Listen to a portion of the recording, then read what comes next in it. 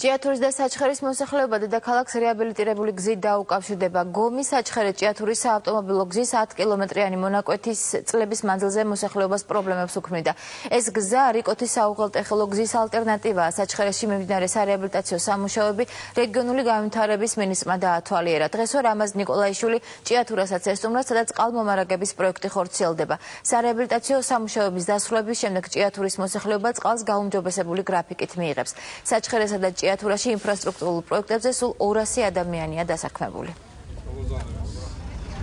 Ძალიან გზების დალაგება, ეს გზები, რომელიც მოგცემს საშუალებას, რომ როგორც ჭიათურაში, ასევე საჩხერეში ადამიანმა პრობლემის გარეშე იმოძრაონ და ასევე ძალიან მნიშვნელოვანია და ეს ჩვენი დაპირებაა, ყოველდღიურ წყლის მომარაგებაზე უნდა გადავიყვანოთ ჭიათურა. ყველა ადამიანი, ვინც მუშაობს, თითქმის ადგილობრივია და აი საგზაო პროექტზე, რომელიც მოვინახულეთ და ასევე წყლის პროექტზე 200 კაცი მუშაობს. თავარი, რაც ამ პროექტში დევს ის არის, რომ ის მრავალსართულის მაღალსართულიანი სახლები, რომელიც ჭიათურაში მრავლად გვაქვს, ამ სახლებს მიეწოდოს უკვე 24 საათის განმავლობაში წყალმომარაგება, დროთა განმავლობაში და რაც თავარია ზოგადად ჭიათურის რაიონში ერთხელ და სამუდამოდ წყლის მომარაგების პრობლემა იქნეს გადაწყვეტილი.